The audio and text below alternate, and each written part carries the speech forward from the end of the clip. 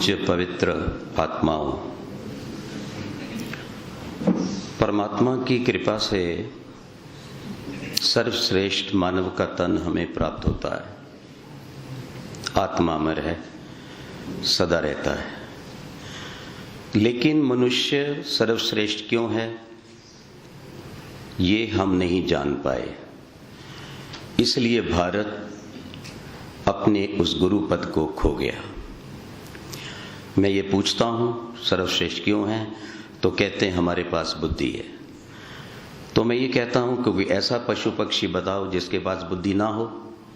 1 लाख रुपया इनाम यज्ञ करने के लिए, तो बता नहीं पाते। ध्यान रखिए, वो 5 सूत्र हैं जो हमें पशुओं से पृथक करते हैं और जिससे हम कृवंतो विश्वमारियम का नाद गुजा सकते हैं। उसी नाद को गुजाने के लिए आज से 40 वर्ष पूर्व श्री आचार्य ज्ञानेश्वर जी गुरुकुल कालवा में आए। मैं वहाँ पर था, वो सबसे पहला वहाँ का स्नातक था। मैंने कहा देखो, अब आप आ गए हो तो जाना नहीं, ये जो कुछ मेरा है सब आपका है। आप मेरे लघु भ्राता हैं, यहाँ नहीं होगा तो भिक्षा करेंगे। हम अपने लिए नहीं मांग रहे, हमने देश का काम करना है, इसलिए उस मांगने में शर्म नहीं है। मैंने ये सोचा कि चले ना जाएं। मैं उन्हें साथ ले जाकर नदी के ऊपर, बाजू में नहर थी गुरुकुल कालवा के, संध्या करवाता, ऊंचे ऊंचे बहुत गाकर मंत्र बोलता कि उन्हें अच्छा लगे। एक दिन ये शंका उठी कि ये सब पढ़ने लिखने के बाद हम क्या करेंगे। वेद का प्रचार करेंगे, लोगों को कहेंगे प्रतिदिन आप ओम का जप करो, ध्यान करो। वो पूछेंगे क्यों करें, हम कहेंगे आनंद आता है। तो एक आवाज हृदय में आई, हम लोगों को कहेंगे आनंद आता है, क्या हमें आनंद आ रहा है? अगर आ रहा है तो निश्चित लोग करेंगे। एक दिन उन्होंने शंका उठाई कि आचार्य जी, भ्राता जी, आप कहते हैं ईश्वर से मिलो, ईश्वर सब जगह है, वो तो मिला हुआ है। हाँ, मैंने कहा स्थान की दृष्टि से मिला हुआ है, पर ध्यान की दृष्टि से हम मिलते नहीं।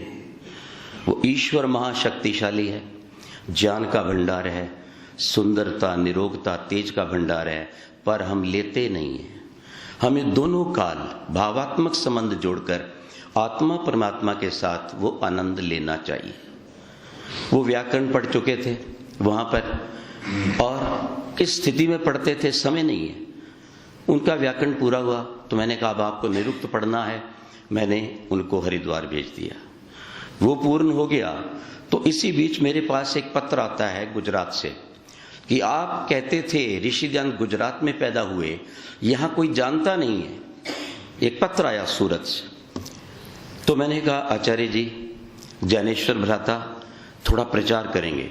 कह लगे मैं नहीं कर सकता हूँ, मेरा शरीर इस योग्य नहीं है, ना मेरी रुचि है, मैं तो पढ़ने पढ़ाने का काम करूँगा। मैंने कहा नहीं, पढ़ाना भी है, लेकिन जो अंधकार अज्ञान फैला है, पाखंड फैला है, इसको भी तो हटाना है। मैंने कहा देखो आप बैठो, गाड़ी में बैठो, ये खाने के लिए मैंने कुछ चटनी बनाई है आंवले की, ये साथ रखेंगे, आपको कष्ट नहीं होगा। अगर आप रोगी होगे तो मैं खून दूंगा ना, मैं आपका बड़ा भाई हूँ। मैं उन्हें कश्मीर पहले ले गया, गुजरात और गोवा तक ले गया। मैं आपको कहना चाहता हूँ, सापुतारा में हम ले गए। कृपया क्षमा करना, 1 मिनट में आपसे और चाहता हूँ।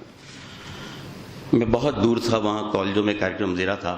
तो मैंने कहा ये इस समय मेरा परम धर्म है कि मैं वहाँ पर जाऊँ, कि जिसको मैं अपना छोटा भाई मानता था उसको मैं श्रद्धांजलि देने ना जाऊँ, तो मुझे क्षमा करना, 1-2 मिनट फालतू जाते। सापुतारा में हमने कार्यक्रम दिया। कहने लगे सोएंगे कहाँ पर? मैं कहा आप घबराते क्यों? संकट की घटाओं में डरना सीखो, संकट की घटाओं में न डरना सीखो, तूफानों से टकरा कर उतरना सीखो। जहरें पीकर दयानंद ये बोला था, जीने की तमन्ना कुछ करना मरना सीखो। सामने था गवर्नमेंट का गेस्ट हाउस। बोले आप कहाँ जा रहे हैं भ्राता जी? मैं कहा यहाँ रुकेंगे ना। कह लगे हम नहीं रुक सकते, हम कोई MP और नहीं है। मैं कहा देश के निवासी तो हैं। वो व्यक्ति, मैंने कहा जल्दी से खोलो, कमरा साफ है कि नहीं, तुम्हारी रसोई में अंडा मांस तो नहीं बनता। ये मुझे देख रहे थे, वे ऐसे ऑर्डर दे रहे हैं। कह लगे जी नहीं। मैंने कहा बिस्तर की चादर बदली है क्या? बोले अभी बदल देता हूँ। हम बैठे, संध्या करने लगे तो वो पूछ नहीं पाया कि कौन और कहां से आए हो, लेकिन सामने था सूरत। मैं जब संध्या से उठा कहते भ्राता जी क्षमा करें एक बात पूछूं। मैं क्या पूछो। बोले बाहर इतना आपका उग्र होता है व्यवहार, आदमी डरता है जब आप बोलते हो, पसीने छूटते हैं, रोमांच होता है, और अभी मैंने देखा आप बहुत प्रसन्न थे। ये दोनों बातें कैसे संभव हैं। मैंने कहा मेरे भैया वो मेरा व्यवहार उन लोगों के प्रति था जो वेद के विरुद्ध हैं, जो विधर्मी हैं, उनके प्रति मेरा तेज था, और ये मेरी विनम्रता मेरे परमात्मा के प्रति थी जिसने मुझे जन्म दिया है।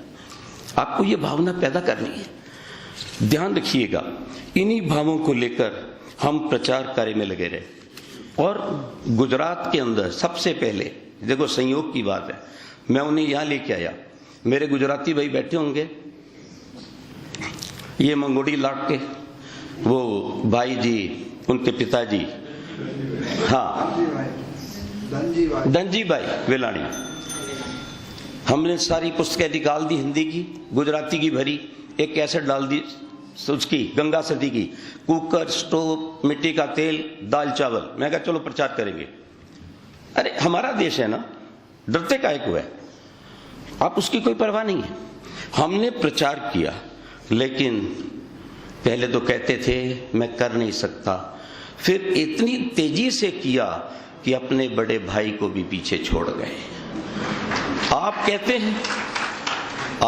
हैं कि आयु वर्षों में होती है, देवताओं की आयु, क्रांतिवीरों की आयु वर्षों में नहीं होती, उनके कार्यों में होती है।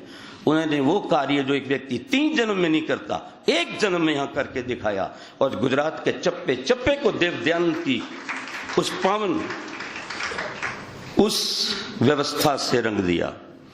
मेरी ओर से, मेरे हिमाचल की ओर से, और आपको एक बात बताऊं, जिस उड़ीसा सलीम में मैं रहता हूं, 12 तरह के फल, 12 तरह की चिड़िया कभी आई है।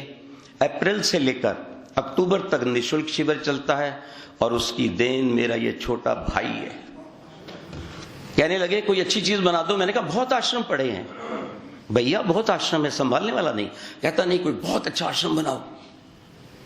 इन्होंने प्रेरणा दी। मैंने कहा चलो भैया आप कहते हैं तो मैं ये आश्रम निश्चित रूप से बनाता हूं, आपसे मैं प्रेरणा करता हूं। इस पावन अवसर पर आप नहीं जानते उनका बैकग्राउंड, वो सोने को तराशने वाला और जड़ मोतियों को लगाने वाला व्यक्ति था, लेकिन उसने जीवित मोतियों को रंग कर आज भर दिया है गुजरात को। वो व्यक्ति दीवाना है। आज आप संकल्प करके जाएं, वर्ष में 12 मास होते हैं। 12 मास, कितने मास? यदि हर व्यक्ति एक वर्ष में 12 आर्य यज्ञ करने वाले, वेद पढ़ने वाले, योग वाले बना दें तो कृविंतो विश्वमार्यम सार्थक हो जाएगा। देश के हित जो कट जाए वो माथ मुझको दो, गरीब गाय को जो उठा ले वो हाथ मुझको दो, तड़प उठे देखकर पराई पीड़ा को, वो दिल ज्ञानेश्वर सरनाथ मुझको दो। सबका धन्यवाद।